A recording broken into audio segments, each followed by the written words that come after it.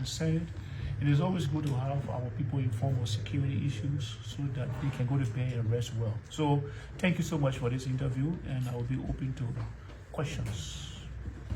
Senator, give a detail about the meeting today between the AFL and the LNP.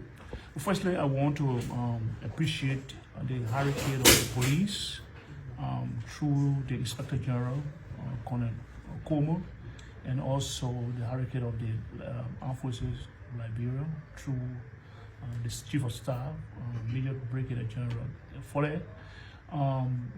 We all know what been happening these few days with the altercation between the police and that of the AFL. We didn't like it. They themselves agreed that it's not a good news for the security in the country as a large. So we decided, the Senate Committee on the National Security decided to have a constitutive hearing with them, both of them, to really dive into what has happened over the days that led to yesterday's incidents where some of police officers were being flogged and some of them are present in hospital.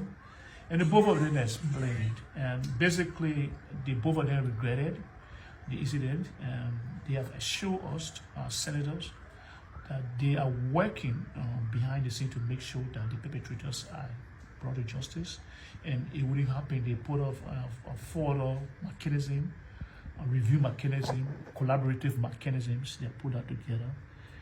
Even the AFL have agreed to post men along with the police to enforce these motorcycle regulations that came up with the police.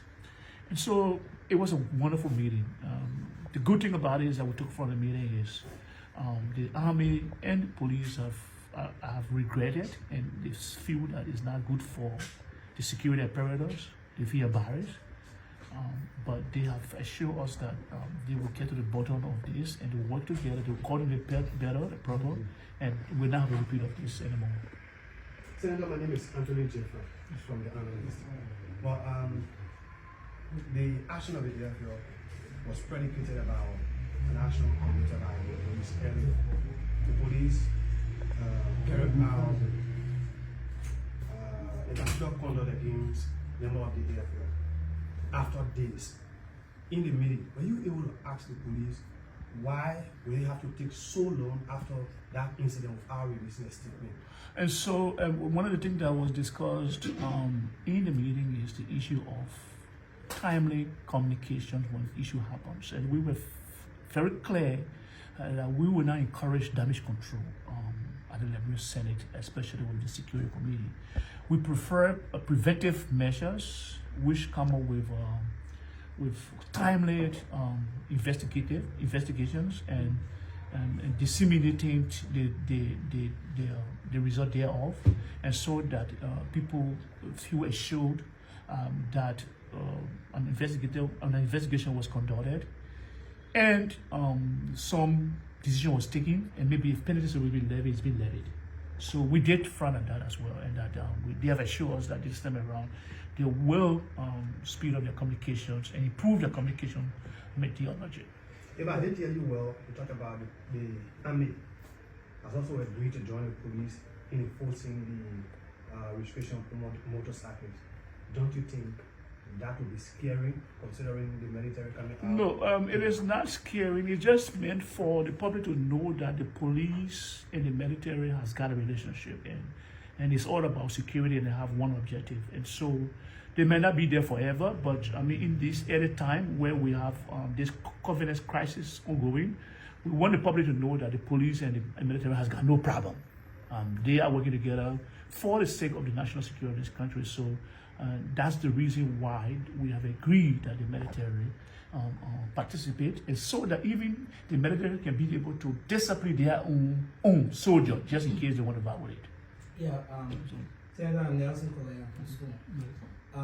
Two concerns. The first one has to do with the disclosure you just made with respect to the Army joining the police to enforce the no-go zone restriction. How long are we expected to see this? Well, it's progressive depending on, like I said, it's internal for confidence building. We want the citizens to know that the police and the military has got no issue, and in fact they can work together. So it could be 1 month, it could be 2 weeks, and we'll analyze the situation to see how far it goes, but it's not going to be a permanent assignment. It's just meant to let the public know that there's a relationship. And then my second concern has to do with the entire saga that played out. Has there been any investigation done? Where are we now? Is there any report with respect to who's right, who's wrong, what triggered the entire thing, maybe as far as setting deterrence is concerned? So the Minister of Justice have taken seize of that through the Office of the Security Advisor. There is already an investigative team that has been set up outside of the police and out of the army, an independent investigative army organization or team has been set up to investigate this and to find out actually what did transpire and what level penalty can be levied just in case people are found guilty. And then just the final one for me, is there any assurance from the public that there wouldn't be a reoccurrence of such a And that's the reason why the meeting was intended for, and for the army, that is the chief of staff and the police, to tell us that this will not happen, and they assure us, they said to us that they will collaborate further, they will further communicate, and they have assured us that this is not going to happen anymore. My name is Momo T from the Liberian Investigator. Senator, normally sometimes when these things happen, you talk about national security threat, but you're not being specific with the rivalry between, state security actors. What specific graffiti you think the threat is to national security? So this one is about confidence building. The police is the first line of defense, and if the police is overrun by law, they're supposed to call the army in. And so there must be a relationship. If there's not a relationship, of course, that will be a vacuum in the security apparatus. So those are some of the threats we talk about. But the good thing about it is that they've agreed that they work together. So with that security threat has been erased. Thank you very much. Thank you.